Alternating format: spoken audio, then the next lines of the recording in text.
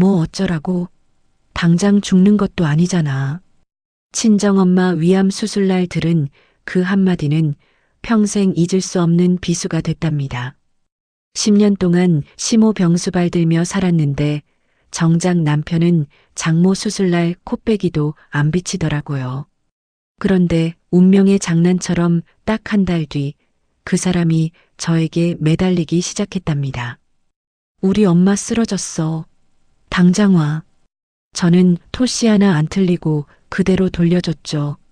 어쩌라고? 당장 죽는 것도 아닌데 내가 왜 가?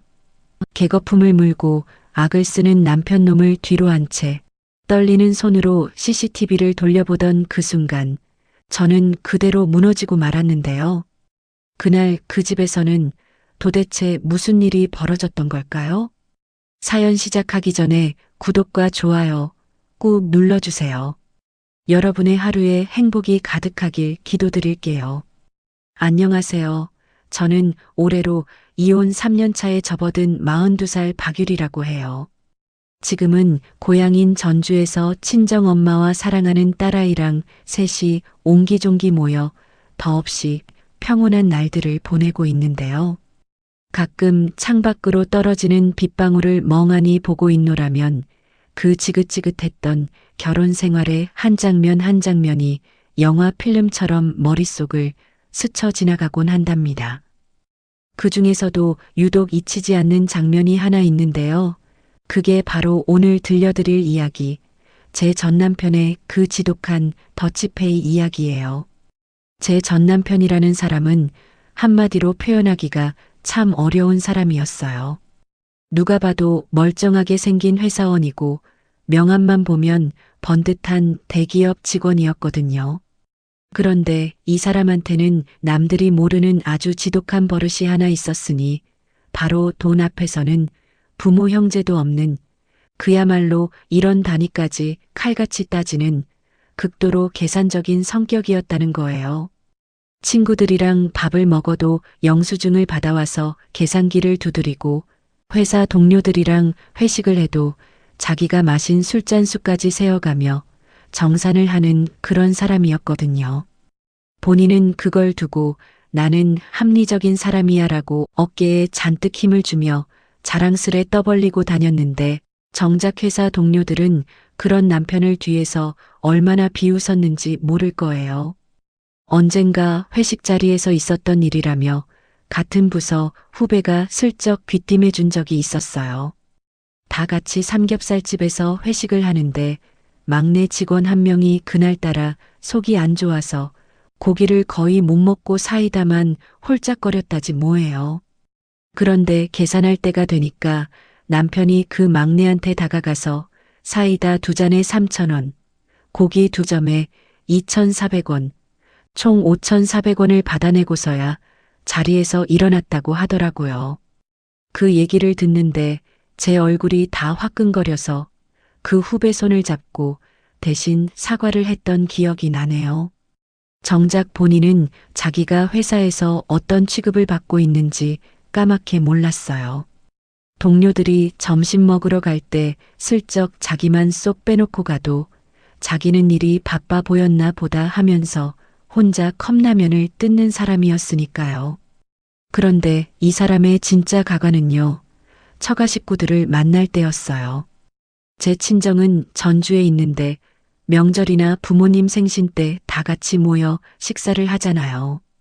그런 자리에서 남편은 매번 정말 단 한 번도 빠짐없이 밥값을 내지 않으려고 별의별 핑계를 다 갖다 붙였어요. 아이고 장모님, 제가 지갑을 차에 두고 왔네요. 이러고 차에 가는 척 슬그머니 빠져나가질 않나. 또 어떤 날은 식사 중에 갑자기 배를 움켜쥐면서 갑자기 속이 너무 안 좋네. 잠깐만 화장실 좀 다녀올게요. 이러고 30분을 안 들어오는 게 아니겠어요? 계산이 다 끝나고 다들 식당 밖에 나와 있으면 그제야 어슬렁어슬렁 나타나서는 아이고 벌써 계산하셨어요? 제가 내려고 했는데 라며 능청을 떠는데 그 뻔뻔한 얼굴을 볼 때마다 저는 쥐구멍이라도 있으면 숨고 싶은 심정이었답니다. 친정엄마는 그런 사위를 보고도 한 번도 싫은 내색을 안 하셨어요.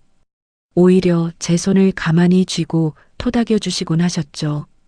유리야, 괜찮다. 사위 밥 한 끼 사주는 게 뭐 그리 큰 일이라고. 너만 잘 살면 엄마는 그걸로 됐어. 엄마의 그 따뜻한 손길이 어찌나 시리던지 저는 화장실에 가서 찬물로 세수를 하며 몰래 눈물을 훔치곤 했네요. 그런 일이 반복되니까 두 형부와 언니들이 가만히 있을 리가 없었죠. 어느 날 큰언니가 저한테 전화를 걸어서는 단단히 작정을 했다는 듯이 말하더라고요. 큰형부랑 작은형부랑 머리를 맞대고 한참을 의논했거든. 이번에 그 인간 버릇 좀 단단히 고쳐주자고 말이야. 한번 따끔하게 본때를 보여줘야 정신을 차리지. 언니가 어찌나 강경하게 나오는지 저도 결국 고개를 끄덕일 수밖에 없었답니다. 사실 마음 한구석에서는 저도 후련해지고 싶다는 생각이 슬그머니 고개를 들고 있었거든요. 그렇게 두 형부와 언니들의 비밀 작전이 시작되었고 저도 거기에 슬쩍 끼어들게 된 거예요. 작전 당일 우리 가족은 전주에서도 꽤 유명한 한우 전문점에 모이기로 했어요. 그날따라 큰형부가 회사에서 진급도 하고 좋은 일이 겹쳤다면서 식당에 들어서자마자 호탕하게 웃으며 큰 소리로 선언을 하셨답니다. 자, 오늘은 내가 쏜다. 제일 비싼 부위로다가 마음껏 시켜 먹어. 그 말이 떨어지기가 무섭게 남편의 두 눈이 반짝반짝 빛나기 시작하는 거 있죠. 평소 같으면 메뉴판 한쪽 구석에 있는 제일 싼 부위만 곁눈질로 보던 사람이 그날은 어찌나 당당하게 메뉴판을 펼치는지 옆에서 그 모습을 지켜보는데 저도 모르게 헛웃음이 터져 나오더라고요. 남편은 종업원을 부르더니 평소에는 입에도 못 대본 꽃등심이며 안창살이며 가장 비싼 부위만 골라서 잔뜩 주문하기 시작했어요. 고기가 지글지글 구워지고 남편은 입이 귀에 걸려서 큰형부 잔에 술까지 따라들이며 어찌나 살갑게 구는지 저는 그게 너무 우스워서 자꾸만 고개를 숙이고 웃음을 삼켜야 했죠. 식사가 거의 끝나갈 무렵 큰형부가 배를 슬슬 문지르시며 벌떡 일어나셨어요. 화장실에 다녀온다며 휘적휘적 식당 밖으로 나가시고 잠시 후에는 둘째 형부도 주머니를 뒤적거리시며 지갑을 차에 두고 왔다며 자리를 비우시는데 그제야 남편의 얼굴이 슬슬 굳어지기 시작하더라고요. 거기다가 저까지 한몫 거들었답니다. 사실 그날 저는 친정 식구들 줄 선물을 챙기느라 진짜로 지갑을 집에 두고 왔거든요. 어쩌면 운명이 짜놓은 각본 같기도 했죠. 어머, 나도 지갑을 집에 두고 왔네. 어떡하지? 제가 일부러 큰 소리로 호들갑을 떨자 남편의 얼굴이 점점 새파랗게 질려가더라고요. 입가는 파르르 떨리고 손가락은 식탁 위를 톡톡톡 신경질적으로 두드리기 시작했어요. 그러는 사이에 종업원이 계산서를 가지고 와서 식탁 위에 척 올려놓는데 그 종이 위에 찍힌 숫자가 무려 48만 원. 남편의 한 달 용돈을 훌쩍 뛰어넘는 액수였답니다. 결국 남편이 부들부들 떨리는 손으로 지갑을 꺼내 카드를 내미는 모습은 마치 마지막 남은 비상금을 사채업자한테 빼앗기는 사람 같았어요. 결혼하고 처음으로 처가 식구들 밥값을 자기 손으로 결제하게 된 순간이었죠. 결제가 끝나고 종업원이 카드를 돌려준 순간 식당 문이 드르륵 열리면서 큰형부가 너무나도 절묘한 타이밍에 헐레벌떡 들어오셨어요. 마치 어디서 숨어서 다 지켜보고 있다가 딱 그 타이밍에 등장한 사람처럼요. 아이고 동서. 화장실 줄이 어찌나 긴지. 벌써 계산했어? 다음번에는 내가 진짜 비싼 데로 한번 모실게. 약속해. 큰형부가 짐짓 안타까운 표정을 지으시며 남편의 어깨를 툭툭 두드리시는데 남편의 얼굴은 이미 시뻘개져서 입도 뻥끗 못하고 서 있었어요. 거기에 둘째 형부까지 뒤따라 들어오시면서 다음에는 꼭 자기가 사겠다며 한술 더 뜨시는 거예요. 두 형부가 양쪽에서 능청스럽게 약을 올리시는데 남편의 입술이 새파랗게 질려서 부들부들 떨리는 게 옆에서도 다 보일 정도였답니다. 식당 밖으로 나와 다들 인사를 나누고 헤어지려는데 남편이 갑자기 종업원을 부르더니 작은 목소리로 뭐라고 속닥거리는 거예요. 그러더니 잠시 후에 종업원이 까만 비닐봉지를 들고 나오는 게 아니겠어요? 그 비닐봉지 안에는 우리가 먹다 남긴 갈비뼈며 식탁 위에 깔려있던 김치며 깍두기며 콩나물 무침이며 명이나물까지 싹 다 담겨 있었답니다. 여보, 그걸 왜 다 싸와? 제가 황당해서 물었더니 남편이 그 비닐봉지를 꽉 움켜쥐면서 이를 빠득빠득 가는 거예요. 내가 낸 돈이 얼만데. 한 푼이라도 본전을 뽑아야지. 이거 다 내 돈이야, 내 돈. 그 말을 듣는 순간 저는 정말이지 쥐구멍을 찾고 싶을 만큼 창피해서 얼굴이 화끈거려 고개를 들 수가 없었어요. 식당 종업원은 어이가 없다는 표정으로 우리를 쳐다보고 있었고 큰형부랑 둘째 형부는 옆에서 어깨를 들썩이며 웃음을 참고 있었답니다. 집으로 돌아오는 차 안에서 남편은 운전을 하는 내내 혼잣말로 궁시렁거렸어요. 48만 원이 누구 집 개 이름이냐며 다음에는 절대로 안 갈 거라며 입에서 거품을 물듯이 분을 못 이기더라고요. 저는 조수석에 앉아 창밖으로 흐르는 풍경을 바라보며 속으로 한숨을 푹 쉬었답니다. 결혼하고 7년 동안 한 번도 안 내던 밥값을 딱 한 번 냈다고 이렇게까지 분을 못 이기는 사람이라니. 이 사람이 정말 내가 결혼한 그 사람이 맞나 별의별 생각이 다 들더라고요. 사실 결혼 초반의 남편은 이 정도까지는 아니었거든요. 신혼여행 가서도 제가 갖고 싶다는 가방 하나쯤은 흔쾌히 사줄 줄 알았고 길거리에서 붕어빵을 사도 2봉지를 사서 한 봉지는 옆 사람한테 건넬 줄 아는 그래도 사람 냄새는 풍기는 사람이었답니다. 그런데 그 모든 게 와르르 무너지기 시작한 건 우리 부부가 결혼하고 딱 1년이 지났을 무렵 시댁이 풍비박산이 나면서부터였어요.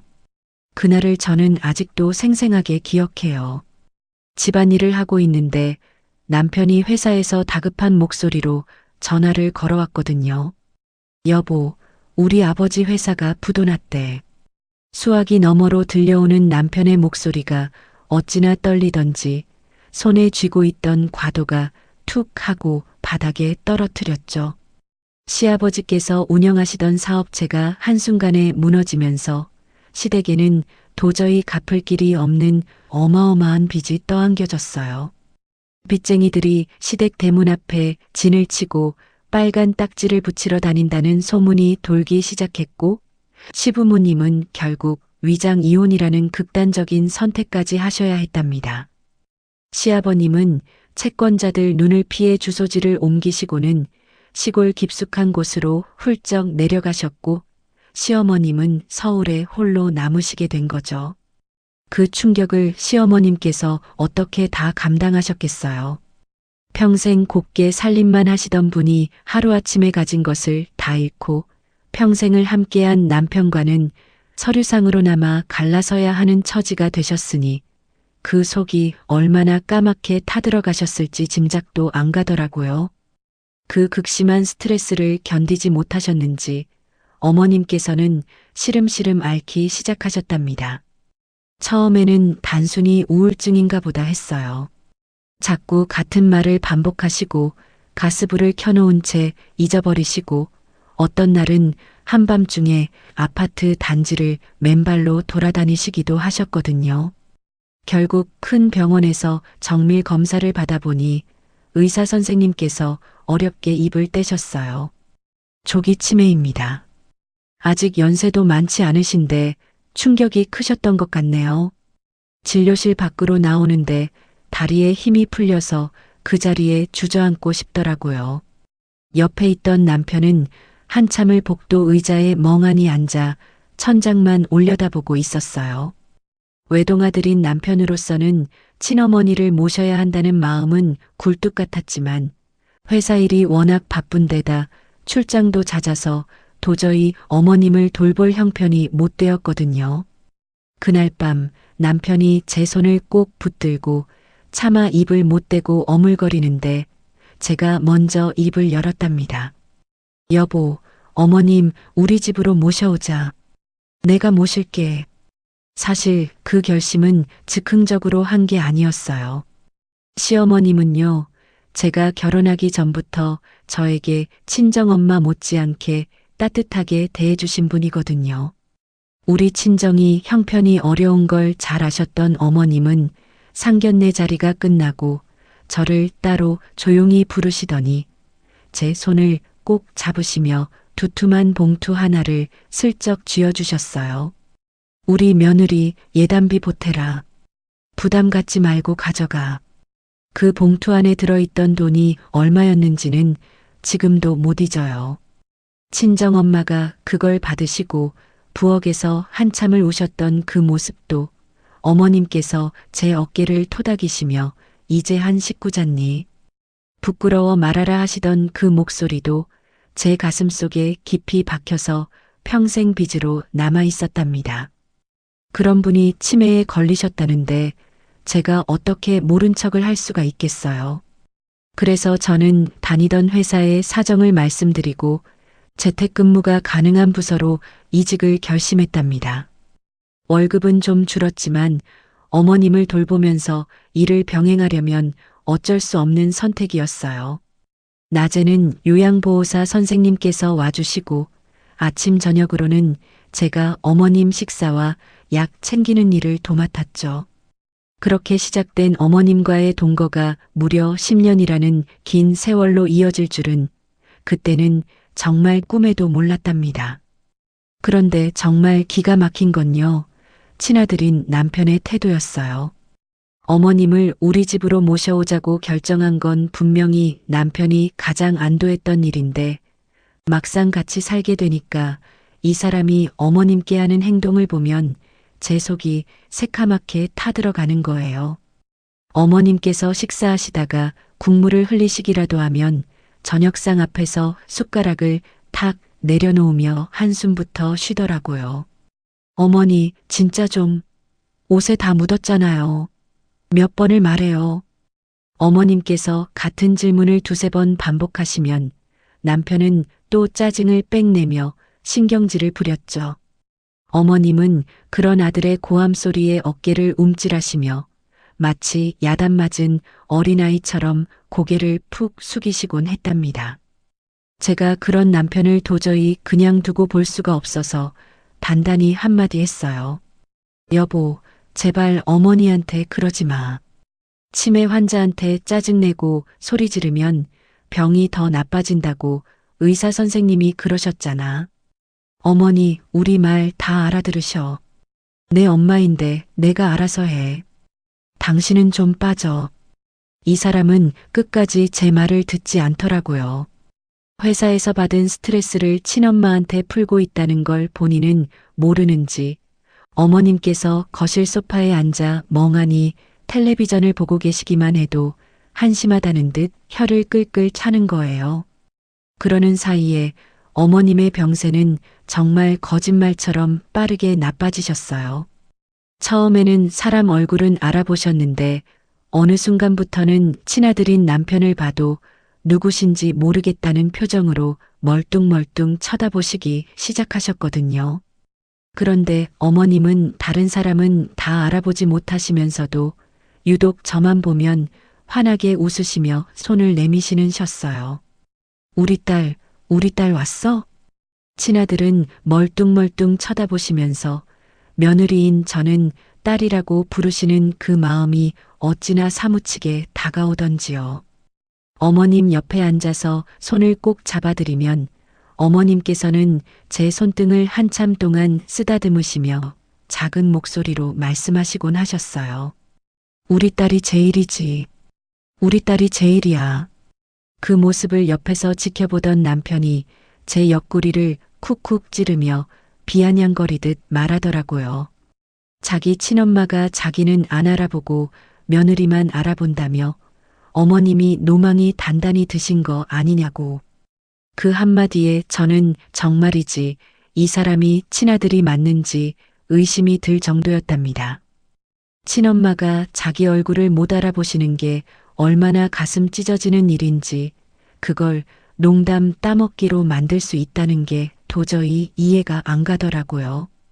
그렇게 10년이라는 긴 세월을 저는 어머님 곁을 지켰답니다. 친정 엄마한테는 따뜻한 밥상 한 번 차려드리지 못하면서도 시어머님 식사는 하루 3끼 꼬박꼬박 정성껏 차려드렸어요. 친정엄마 생신날에도 어머님 약시간을 놓칠까봐 부랴부랴 집으로 돌아오던 날들이 셀 수 없이 많았죠. 그러는 사이에 저는 정작 제 친정엄마의 안부 한 번 제대로 묻지 못하고 살았는데 그 무심함이 얼마나 큰 비수가 되어 제 가슴에 박힐지는 그때는 미처 몰랐답니다.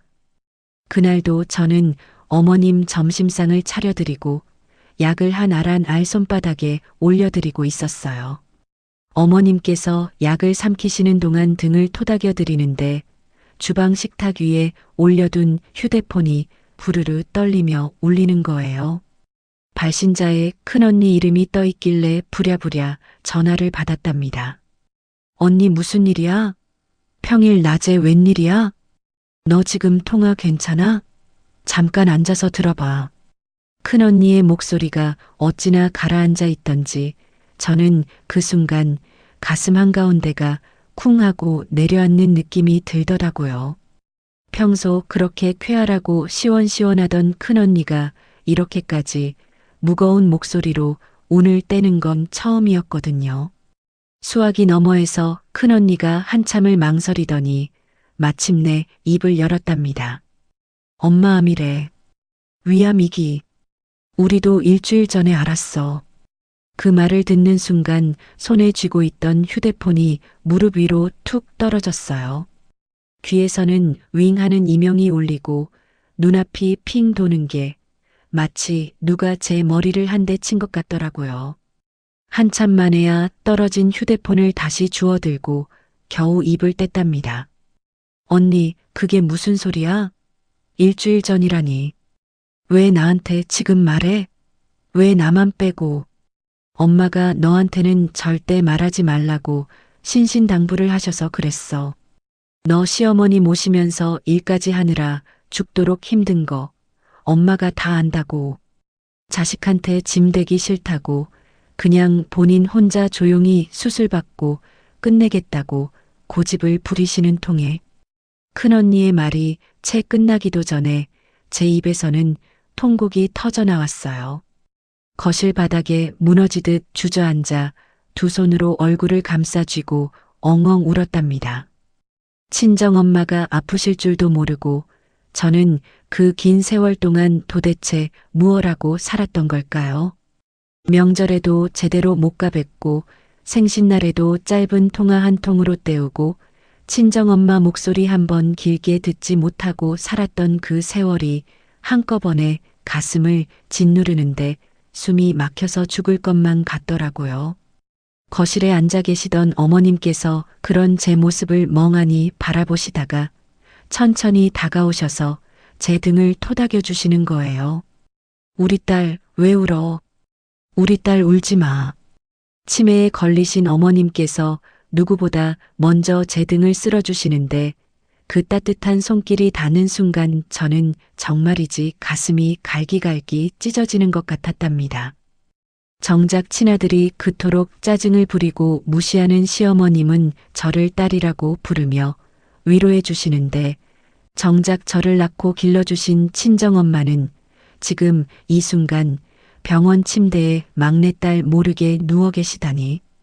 그 아이러니한 상황이 어찌나 사무치던지 저는 어머님을 끌어안고 한참을 더 흐느꼈답니다.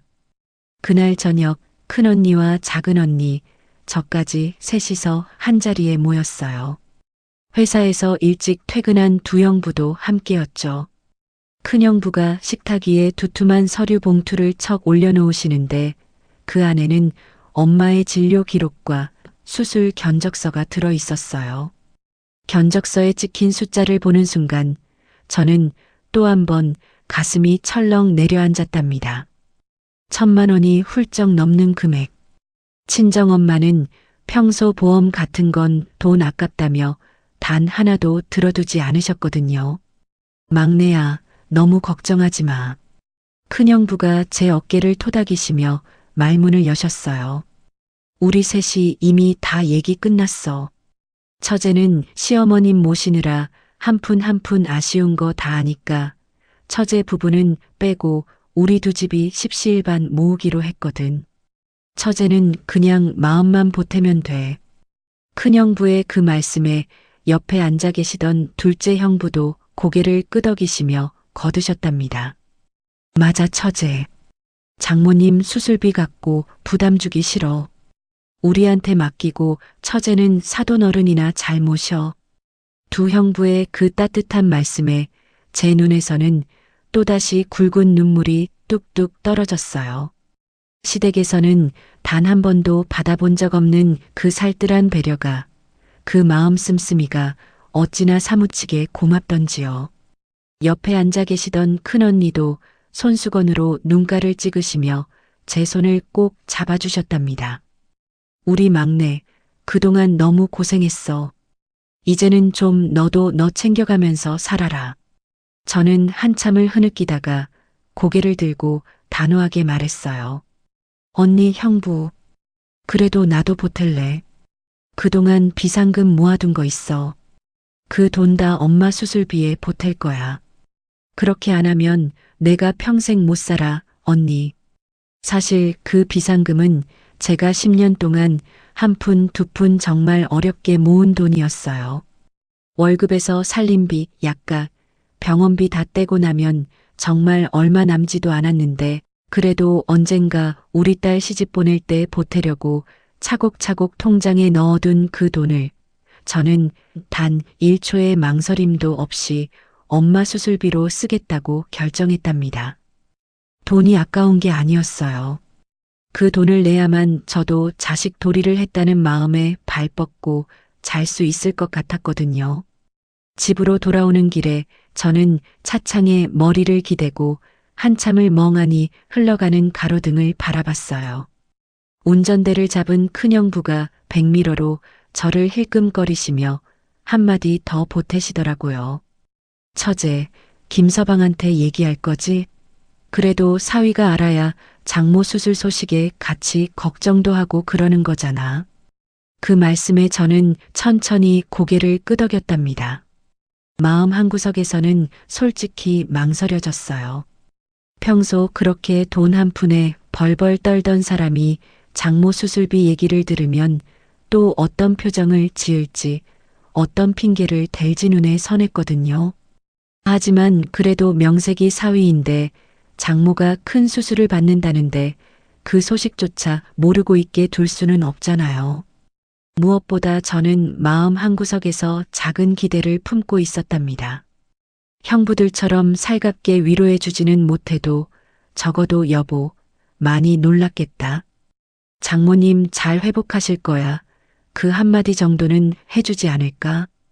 사위로서 장모님 병문안 한 번쯤은 가주지 않을까? 평소에는 그렇게 쪼잔하고 계산적이어도 사람이 큰일 앞에서는 마음이 달라지지 않을까 하는 그 작은 기대 말이에요.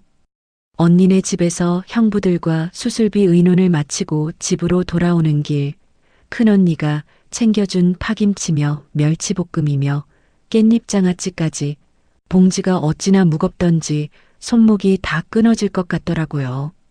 그래도 저는 그 비닐봉지를 꼭 끌어안다시피 들고 왔답니다. 그 안에 든 반찬 하나하나에 언니의 마음, 그리고 그 마음 너머에 있는 친정엄마의 마음이 다 묻어 있는 것 같아서 차마 가볍게 들 수가 없더라고요. 현관문을 열고 들어가니 거실 소파에 남편이 앉아서 텔레비전을 보고 있었어요. 어머님은 일찌감치 주무시는 것 같았고 제가 들어가는 기척을 듣고 남편이 고개를 휙 돌리더니 인상부터 잔뜩 찌푸리는 거예요. 이 시간까지 어디 쏘다니다 와?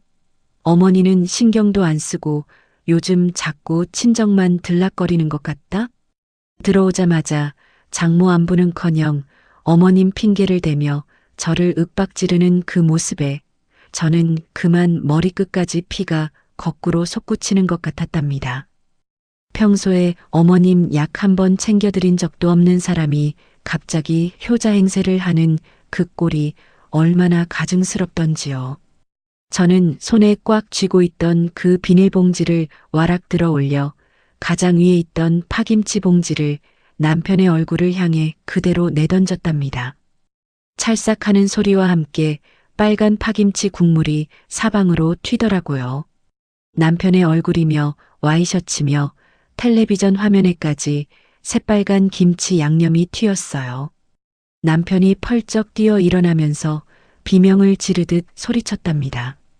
아, 너 미쳤어? 이게 뭐 하는 짓이야? 우리 엄마 위암 이기래. 다음 주에 수술 받으셔. 알아? 이 파김치도 당신 갖다 주라고 우리 엄마가 그 아픈 몸으로 만들어준 거란 말이야. 알기나 해?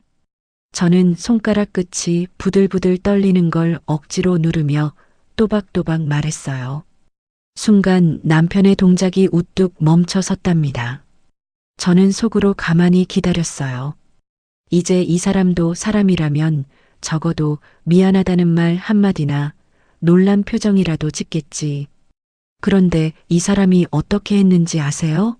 식탁 옆에 걸어둔 행주를 천천히 집어들어 옷에 묻은 김치 양념부터 꼼꼼히 닦아내더니 한쪽 입꼬리를 비뚤하게 올리며 한마디 던지더라고요.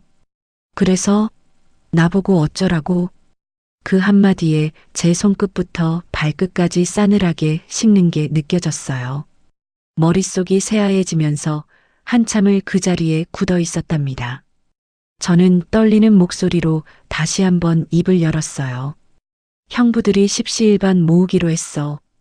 보험이 없으셔서 수술비 부담이 크거든.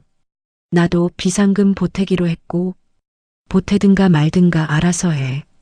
근데 나는 빼. 여보, 무슨 소리야 지금. 그래도 명색이 사위인데. 제 말이 채 끝나기도 전에 남편이 손사래를 치며 말을 끊더라고요. 말은 듣지도 않고 안방 쪽으로 걸어가는 그 뒷모습에 대고 저는 한참을 멍하니 서 있었답니다. 그날 밤 저는 거실 소파에 웅크리고 앉아 한숨도 못 잤어요. 머릿속에서는 별의별 생각이 다 떠올랐다 사라졌다 하는데 그래도 제 마음 한구석에서는 작은 희망의 끈을 놓지 못하고 있었어요. 그래도 수술 당일에는 와주겠지.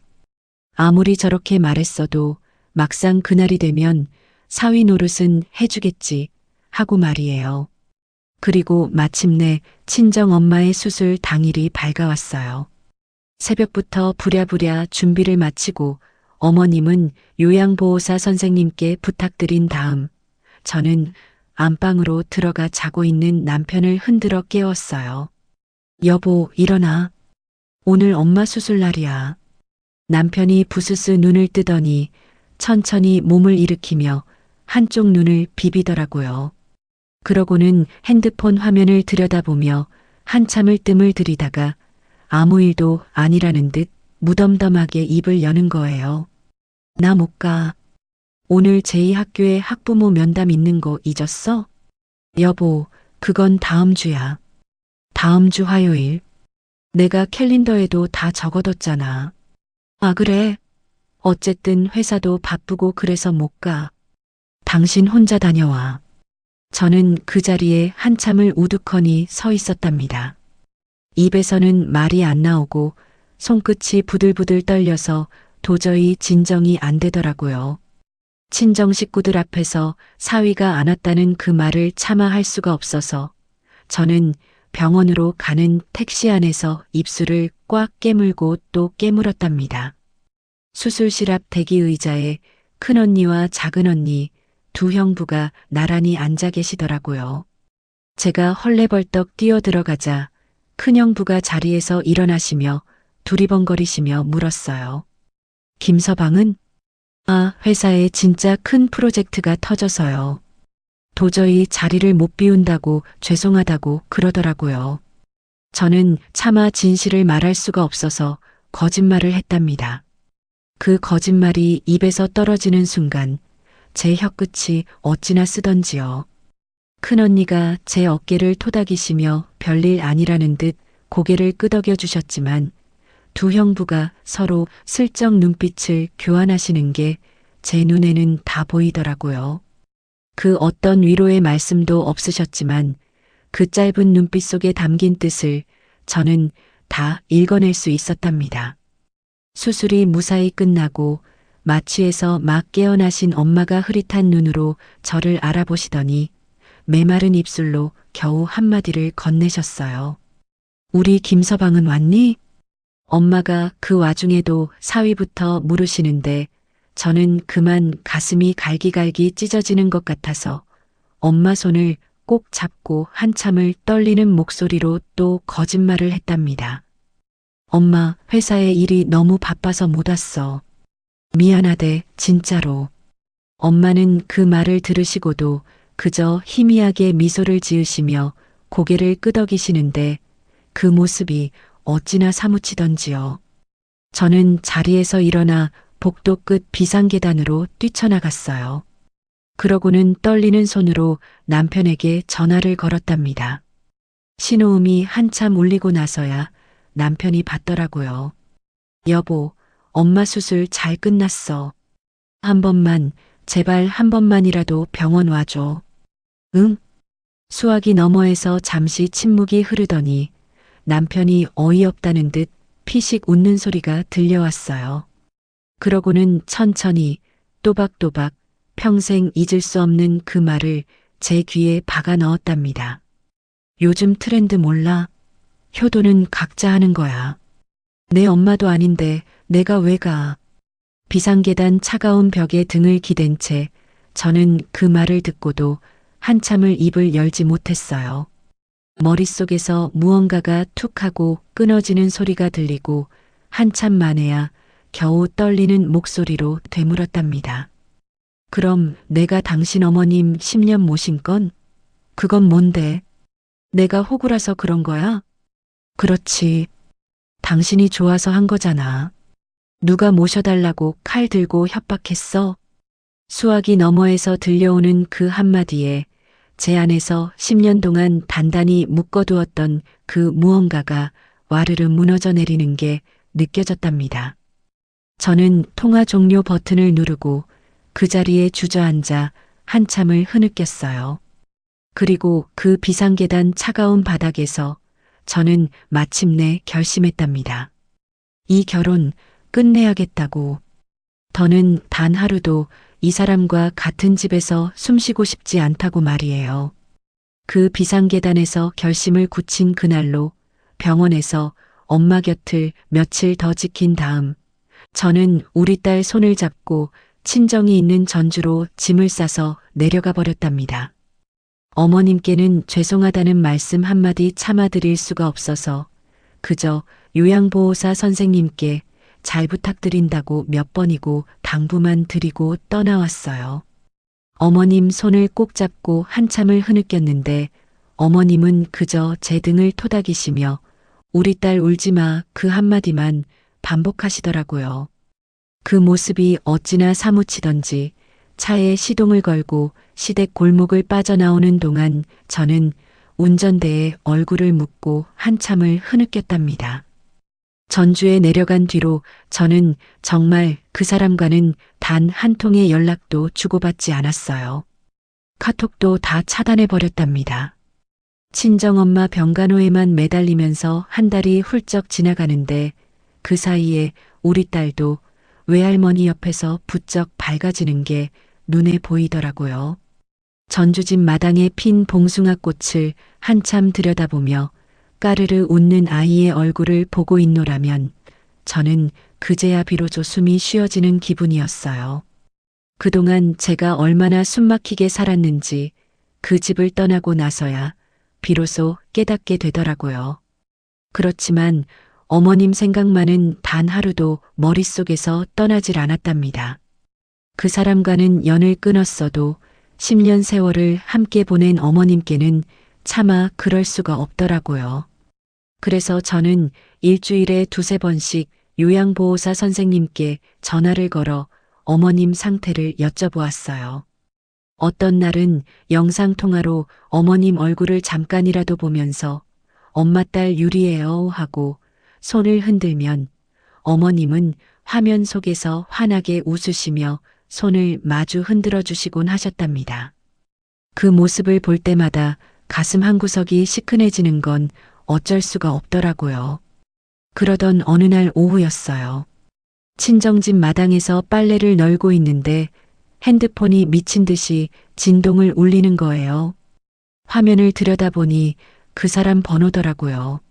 한 달 동안 단 한 번도 안 울리던 그 번호가 갑자기 울리는데 받지 말까 하다가 혹시 어머님 일인가 싶어서 결국 전화를 받았어요. 그러자마자 수화기 너머에서 그 사람의 다급한 목소리가 쏟아져 나오는 거예요. 야, 너 빨리 올라와. 우리 엄마가 쓰러졌어. 빨리 올라오라고. 한 달 만에 듣는 첫마디가 저런 고함이라니. 저는 그 자리에 우두커니 서서 한참을 입을 다물지 못했답니다. 그 사람은 제가 대답이 없자 더 신경질적으로 소리를 지르더라고요. 안 들려? 엄마 쓰러졌다고. 의식이 없다고. 너 빨리 와서 어떻게 좀 해봐. 저는 아주 차분하게 한 글자 한 글자 또박또박 그 사람에게 되돌려 주었답니다. 효도는 각자 하는 거 아니었어? 내 어머니도 아닌데 내가 왜 가? 수화기 너머에서 그 사람이 숨을 들이켜는 소리가 들렸어요. 저는 그대로 통화 종료 버튼을 눌러버렸답니다. 그 자리에 한참을 서서 빨랫줄에 걸린 하얀 빨래가 바람에 펄럭이는 모습을 멍하니 바라봤어요. 그런데 마음 한구석이 자꾸만 욱신거리는 거예요. 그 사람한테는 한치의 미련도 없었지만 어머님께서 정말 위급하신 상황이라면 그건 또 다른 문제니까요. 저는 핸드폰을 다시 들어 우리 집 거실에 설치해둔 홈 CCTV 앱을 열었어요. 어머님께서 치매를 앓으시면서 가끔 가스불을 켜놓고 잊으시거나 한밤중에 문을 열고 나가시는 일이 있어서 제가 일하면서도 확인할 수 있게 거실과 주방에 카메라를 달아뒀거든요. 실시간 화면을 켜자 거실 한가운데에 어머님이 미동도 없이 쓰러져 계시는 모습이 보이더라고요. 그 옆에서 요양보호사 선생님이 119 구급대원들과 함께 어머님을 들것에 옮기고 계셨고 그 사람은 한쪽 구석에 멍하니 서서 그 광경을 바라보고만 있었어요. 저는 그 화면을 보는 순간 손에 쥐고 있던 핸드폰을 떨어뜨릴 뻔했답니다.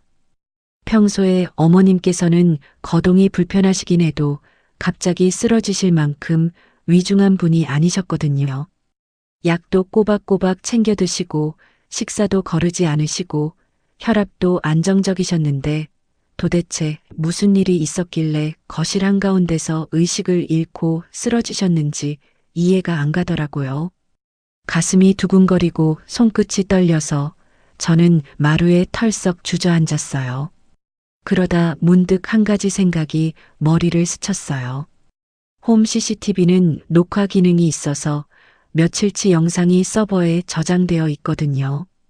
어머님이 쓰러지시기 직전 그 시간대를 한번 돌려봐야겠다는 생각이 든 거예요. 떨리는 손가락으로 앱의 녹화 영상 보기 메뉴를 눌렀답니다. 그런데 이상한 게 정작 119가 왔던 그 시각보다 1시간 전쯤부터 약 30분 정도 영상이 끊겨 있는 거예요. 마치 누군가 일부러 전원을 꺼버린 것처럼요. 순간 등줄기로 차가운 한기가 쭉 흘러내렸어요. 어머님 혼자 계셨다면 CCTV를 끌 일이 없잖아요. 어머님은 그런 기계는 만질 줄도 모르시는 분이고요. 그렇다면 누가 그 카메라를 껐을까? 저는 입술을 꽉 깨물며 영상의 앞뒤를 다시 한번 꼼꼼히 살펴봤답니다. 그런데 다행인지 불행인지 영상이 다시 켜진 시점이 119가 도착하기 약 10분 전쯤이더라고요.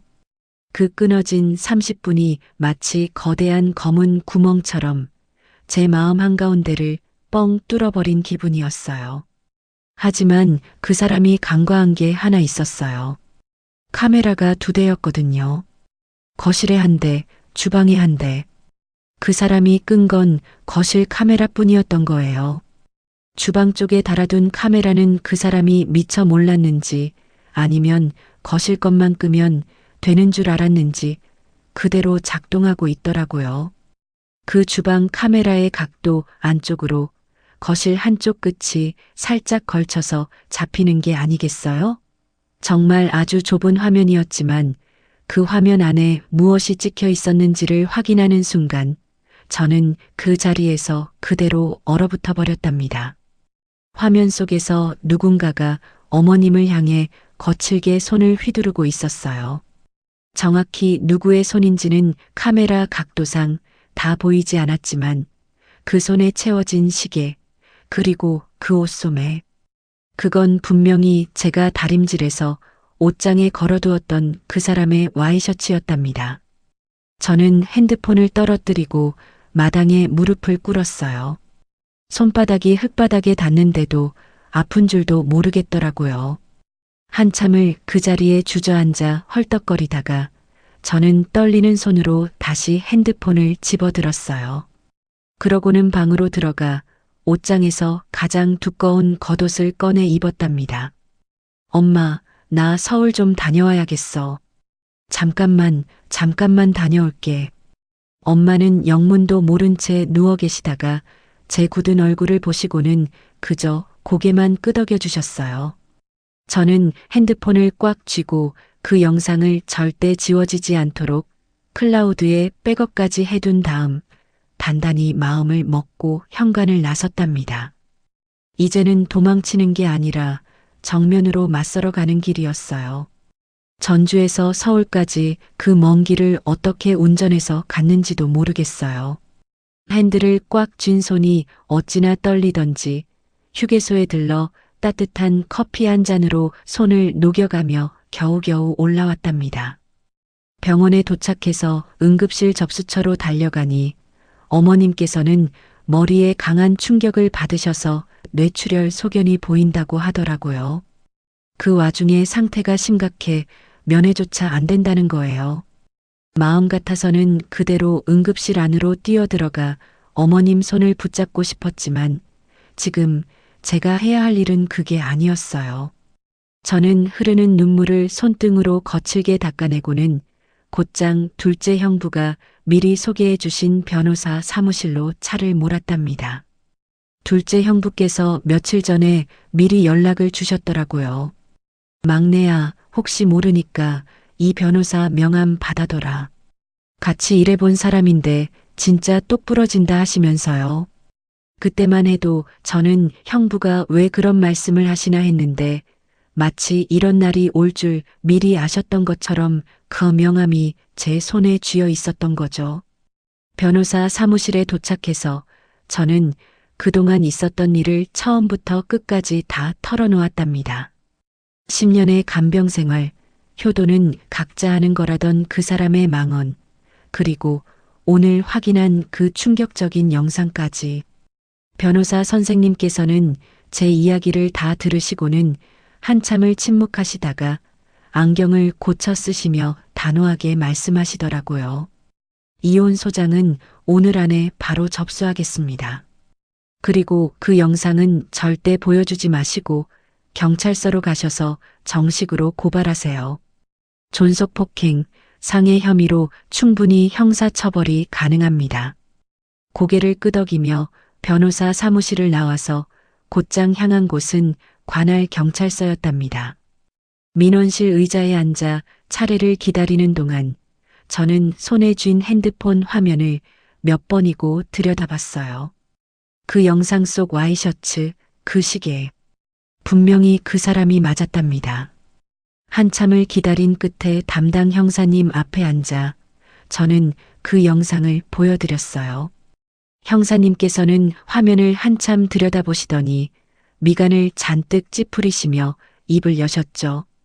이거 분명히 폭행이 맞네요. 일단 피의자 소환부터 진행하겠습니다. 그러고 얼마 지나지 않아서 경찰서 문을 박차고 그 사람이 헐레벌떡 들어왔어요. 형사님 전화를 받고 회사에서 바로 달려온 모양이더라고요. 그 사람은 민원실 한쪽에 앉아 있는 저를 발견하고는 얼굴이 시뻘개져서 성큼성큼 다가오는 거예요. 야, 너 미쳤어? 무슨 정신으로 남편을 경찰에 신고를 해? 내가 어떻게 우리 엄마를 해쳐? 너 정말 단단히 미쳤구나. 그 사람이 사람들 보는 앞에서 손가락질을 하며 고래고래 소리를 지르는데 저는 그저 형사님 옆에 앉아 아무 대꾸도 하지 않았답니다. 형사님께서 그 사람을 진정시키시고는 책상 앞 의자에 앉히신 다음 천천히 입을 여셨어요. 선생님, 일단 진정하시고 이거부터 한번 보시죠. 형사님께서 책상 위에 놓인 모니터를 그 사람 쪽으로 돌려주시고는 제가 제출한 그 영상을 재생하셨답니다. 그 사람은 처음에는 코웃음을 치며 모니터를 노려보고 있었어요. 그런데 영상 속에서 자신의 와이셔츠 소매가 화면에 잡히는 순간 그 사람의 얼굴이 한순간에 새하얗게 질리는 게 보이더라고요. 입술이 파르르 떨리고 의자에 앉은 다리가 후들거리는 게 옆에서도 다 보일 정도였답니다. 영상이 끝났을 때 그 사람은 그저 입을 뻐끔뻐끔 벌리며 한마디도 못하더라고요. 그날의 전말은 이러했답니다. 그날 오후 그 사람이 평소답지 않게 회사를 일찍 들어왔어요.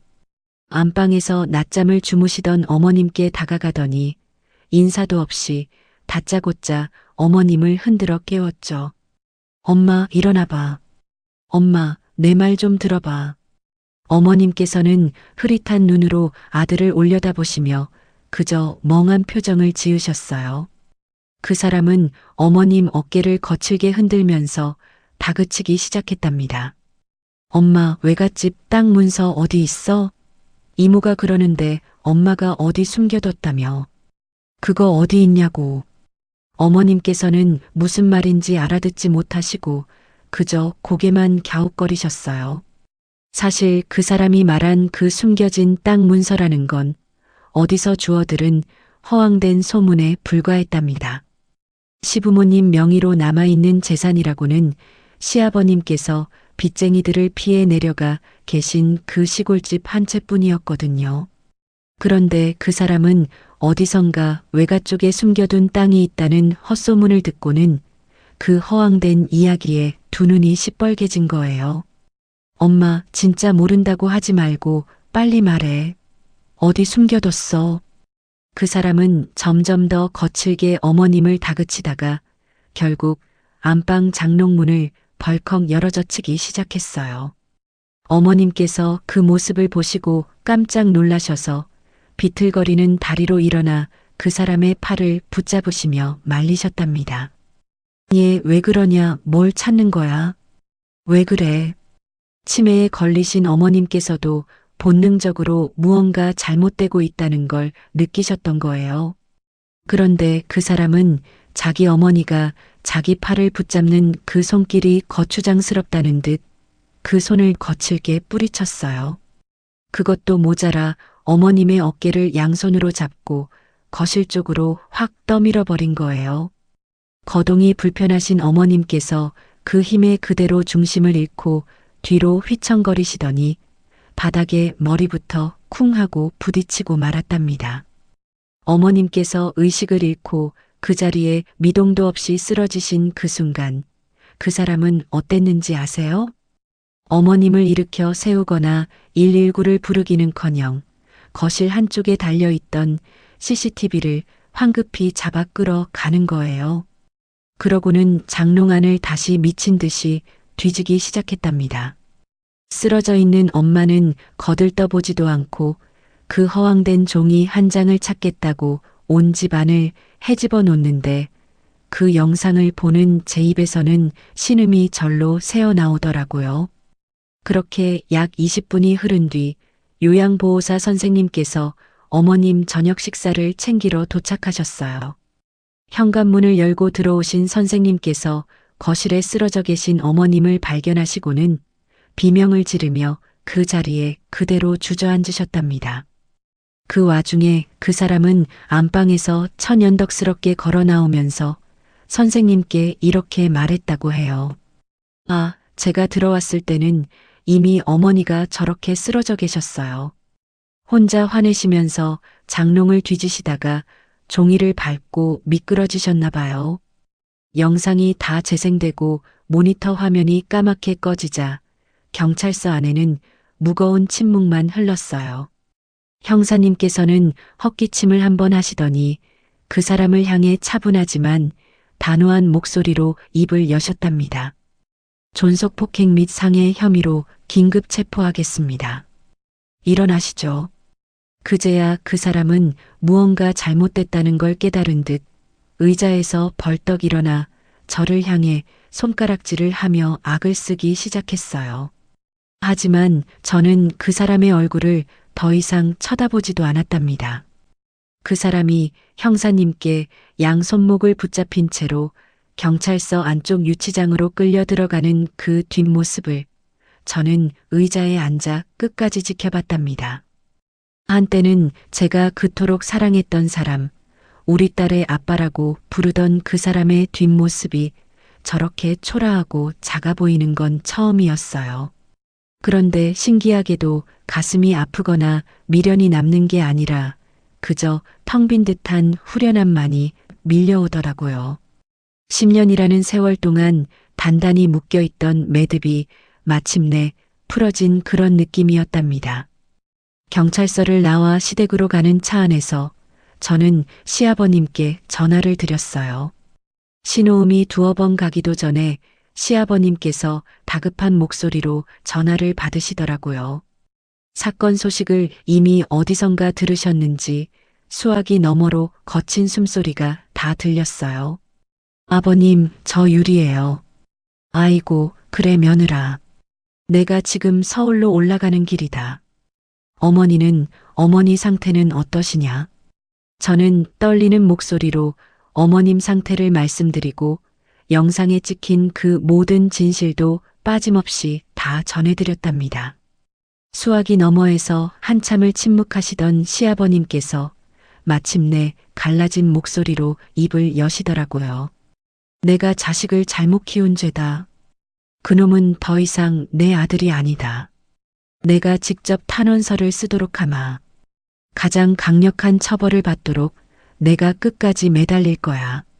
시아버님 목소리가 그 와중에도 어찌나 단호하시던지 저는 운전대를 잡은 손에 더욱 힘을 주며 고개를 끄덕였답니다. 시아버님께서는 그 짧은 통화 내내 한 번도 저에게 한 번만 봐달라거나 선처해 달라는 말씀을 하지 않으셨어요. 오히려 저에게 그동안 너무 고생했다. 이혼 결정 100번 잘했다. 내가 네 편이다. 그 말씀만 거듭하시는데 저는 그만 운전대에 얼굴을 묻고 한참을 흐느꼈답니다.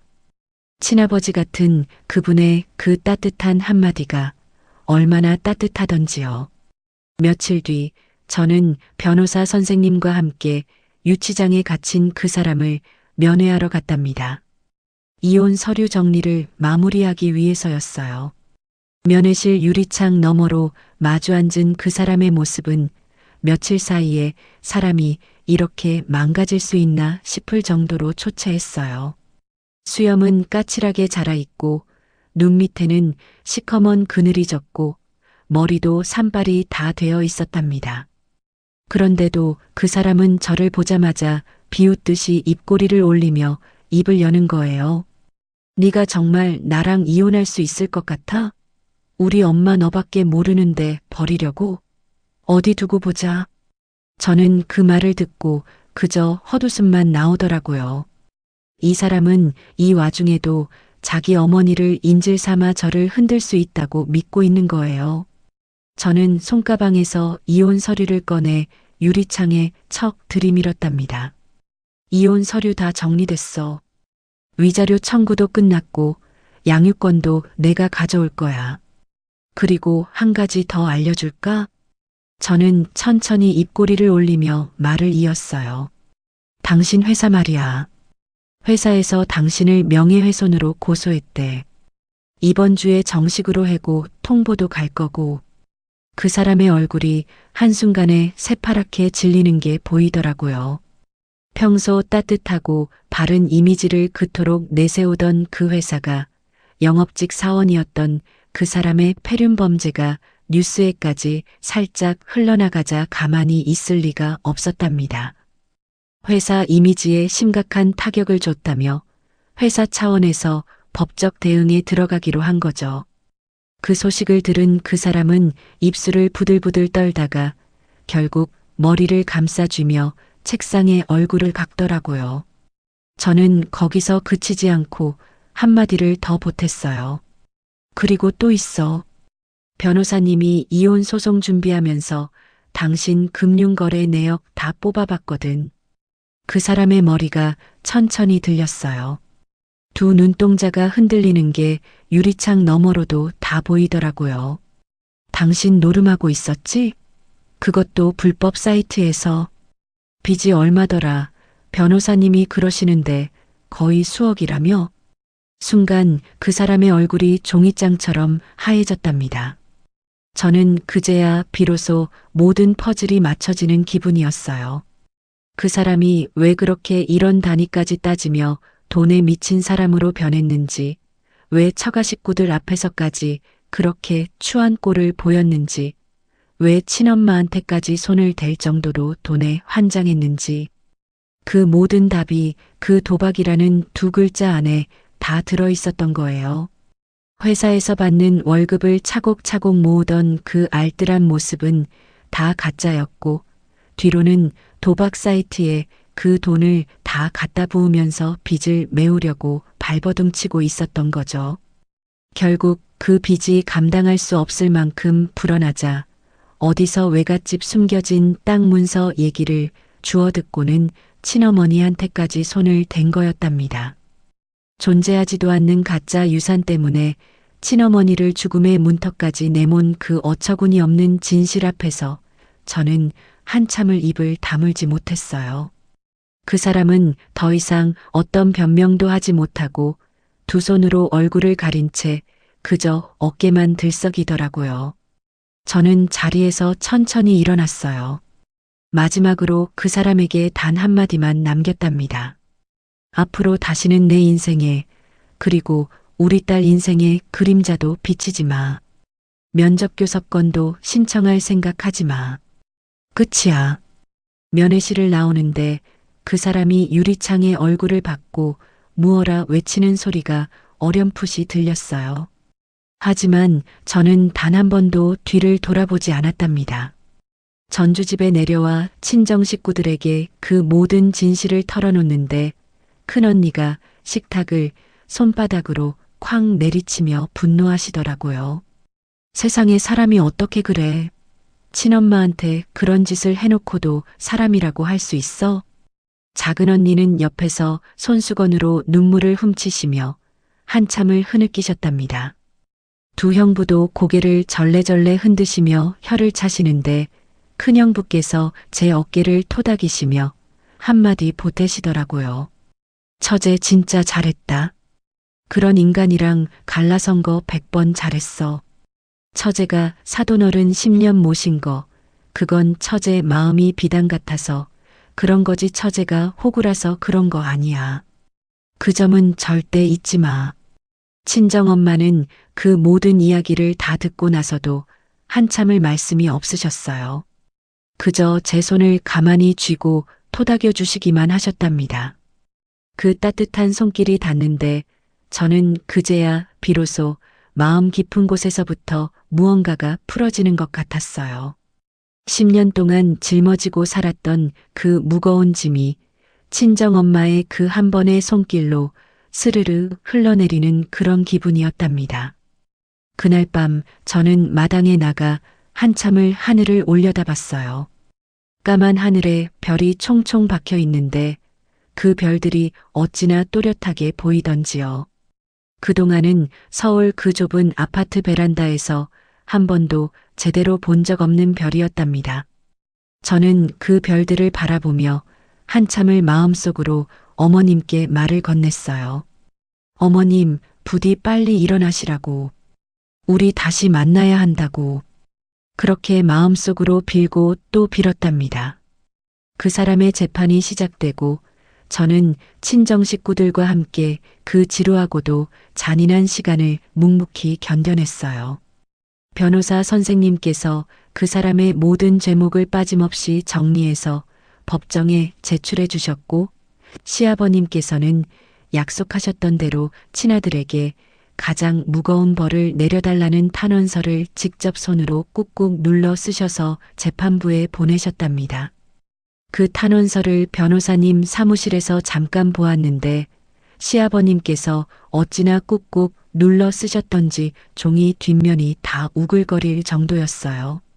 그 글자 하나하나에 친아버지로서 느끼셨을 그 처절한 절망과 분노가 다 묻어나 있어서 저는 그 종이를 차마 끝까지 다 읽지 못하고 덮어버렸답니다. 마침내 선고일이 다가왔어요. 저는 친정엄마와 큰언니의 손을 양쪽에 꼭 잡고 법정에 앉아 있었답니다. 판사님께서 천천히 입을 여시며 그 사람에게 존속상해를 비롯한 여러 추가 혐의로 무거운 실형을 선고하시는 순간 저는 그저 두 눈을 감고 깊은 숨을 내쉬었어요. 환호도 분노도 그 어떤 감정도 솟구치지 않더라고요. 그저 이 길고 길었던 악몽이 마침내 마침표를 찍는다는 그 안도감만이 가슴 깊이 내려앉을 뿐이었답니다. 그런데 정말 운명이라는 게 이렇게도 잔인한 걸까요?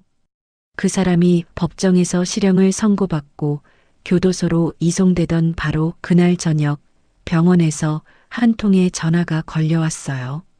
어머님께서 끝내 의식을 회복하지 못하시고 조용히 눈을 감으셨다는 소식이었답니다.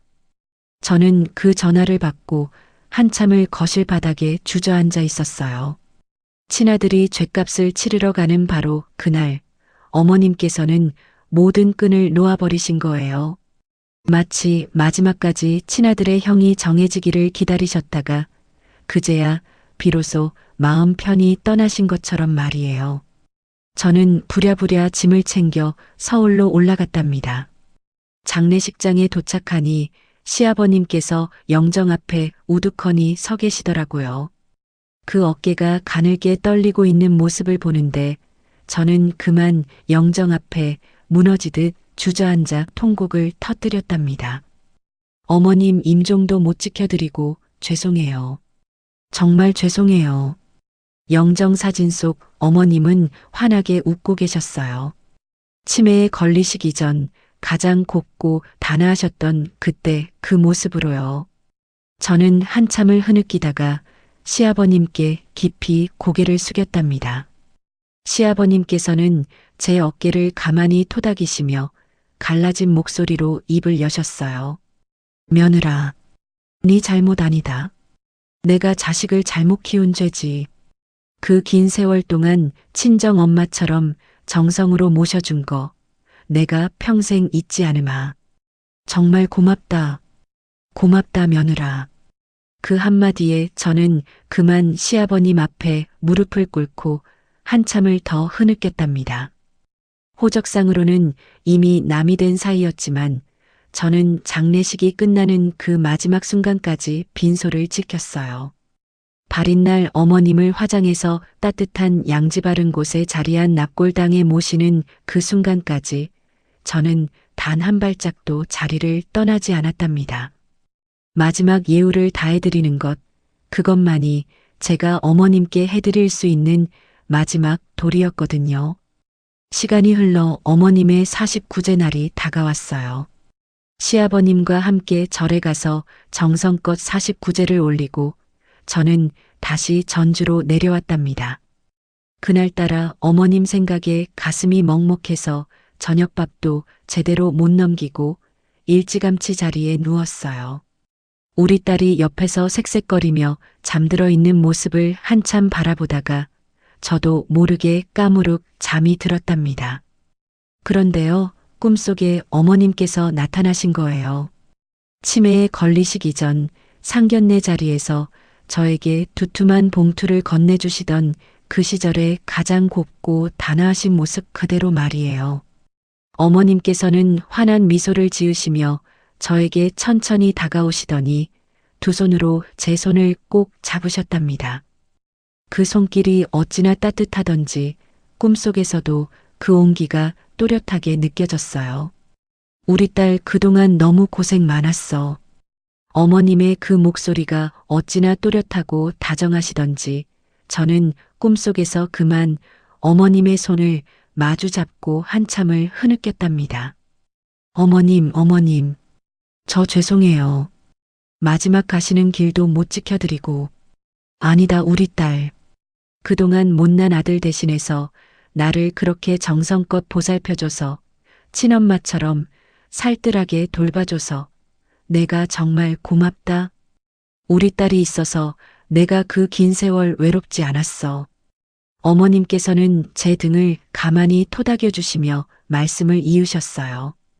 우리 딸, 이제는 그 무거운 짐 다 내려놓고 편안하게 살아라. 사돈 어른이랑 우리 손녀딸이랑 도란도란 행복하게 살아라.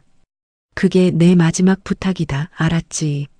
저는 어머님 손을 꼭 붙잡고 고개를 끄덕이며 또 흐느꼈답니다. 그러자 어머님께서는 환하게 웃으시며 천천히 제 손을 놓으시고 뒤로 한 발 한 발 멀어지셨어요. 빛이 가득한 그 어딘가로 사뿐사뿐 걸어가시는 어머님의 뒷모습이 점점 작아지고 그 모습이 작은 점이 될 무렵 저는 그만 꿈에서 깨어났답니다. 눈을 떠보니 백엔니지 흠뻑 젖어 있었어요. 옆에서 우리 딸이 새근새근 잠들어 있는 그 모습을 한참 바라보다가 저는 가만히 자리에서 일어났답니다. 창밖으로 어슴푸레 새벽이 밝아오고 있더라고요.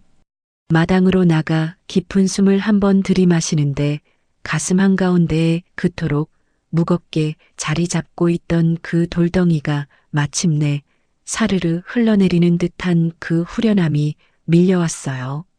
어머님께서는 이제 더 이상 아프지 않으신 곳, 치매도 없고 못난 아들도 없는 그 평온한 곳으로 가신 거예요. 그 사실 하나가 어찌나 큰 위로가 되던지요. 날이 완전히 밝자마자 저는 시아버님께 전화를 드렸답니다. 신호음이 한 번 가기도 전에 시아버님께서 전화를 받으셨어요. 마치 제 전화를 기다리고 계셨던 것처럼요. 아버님, 저 어젯밤에 어머님 꿈을 꿨어요. 저는 떨리는 목소리로 어머님께서 다녀가신 그 이야기를 시아버님께 전해드렸어요. 수화기 너머에서 시아버님께서 한참을 침묵하시다가 갈라진 목소리로 천천히 입을 여시더라고요. 그래, 그랬구나. 내 꿈에도 어젯밤 다녀갔다. 곱게 한복을 차려입고 환하게 웃으면서 손을 흔들어 주더라고. 이제 정말 좋은 곳으로 가셨나 보다. 그렇게 우리는 한참을 전화기를 붙들고 서로의 마음을 다독였답니다. 시아버님께서 마지막에 한마디를 더 보태시더라고요. 유리야, 이제 진짜 네 인생 살아라. 행복해라. 그게 어머니 마지막 소원이고 내 평생 바람이다. 전화를 끊고 마당에 한참을 서서 떠오르는 해를 바라봤어요. 그 따뜻한 햇살이 제 얼굴 위로 쏟아져 내리는데 저는 그제야 비로소 진짜로 웃을 수 있었답니다. 그 사람은 차가운 감옥 안에서 자신이 저지른 죗값을 치르고 있고 저는 사랑하는 친정엄마와 우리 딸의 손을 꼭 잡고 이 따뜻한 전주집에서 새로운 인생을 시작하게 된 거예요. 요즘 저는 아침마다 친정 엄마와 함께 딸을 학교에 보내고 마당에 핀 꽃을 가만히 들여다보며 하루를 시작한답니다. 그 평범하고 소박한 일상이 얼마나 큰 행복인지 저는 그 긴 세월을 다 보내고 나서야 비로소 알게 되었어요. 어머님께서 마지막으로 남겨주신 그 따뜻한 말씀처럼 이제 저는 무거운 짐 다 내려놓고 그저 편안하게 도란도란 그렇게 살아가려고 합니다. 지금까지 제 길고 긴 이야기를 끝까지 들어주신 여러분께 진심으로 감사드려요. 혹시 지금 이 순간에도 저처럼 답답한 시간을 견디고 계신 분이 있으시다면 부디 그 무거운 짐을 혼자 짊어지지 마세요. 어두운 터널에도 분명 끝이 있고 그 끝에는 따뜻한 햇살이 기다리고 있더라고요. 여러분의 남은 하루도 그리고 앞으로의 모든 날들도 저처럼 평온하고 따뜻하시길 진심으로 응원할게요. 오늘도 정말 고맙습니다. 오늘 들려드린 유리님의 사연 어떻게 들으셨나요? 10년이라는 그 긴 세월 동안 친정엄마처럼 시어머님을 모셨던 그 정성이 결국 꿈에서 가장 따뜻한 인사로 돌아오는 순간 저도 모르게 가슴 한구석이 뜨거워지더라고요. 돈에 눈이 멀어 친어머니에게까지 손을 댄 그 남편은 차가운 감옥에서 마땅한 죗값을 치르게 됐고 유리님은 든든한 친정 식구들의 품으로 돌아가 사랑하는 딸과 친정엄마와 함께 평온한 일상을 되찾으네요. 인생이라는 게 참 신기해요. 묵묵히 자기 자리에서 정성을 다하며 살아온 사람에게는 결국 그 따뜻한 마음이 고스란히 복으로 돌아오더라고요. 지금 이 순간에도 어디선가 유리님처럼 보이지 않는 자리에서 가족을 위해 헌신하고 계실 모든 분들께 이 사연이 작은 위로가 되었으면 좋겠습니다. 진짜 자신의 인생을 되찾으신 유리님과 그 가족의 앞날이 언제나 꽃길이기를 진심으로 바라봅니다. 유리님께 응원의 댓글을 남겨주세요. 큰 위로가 돼줄 거예요. 항상 감사드리고 사랑합니다.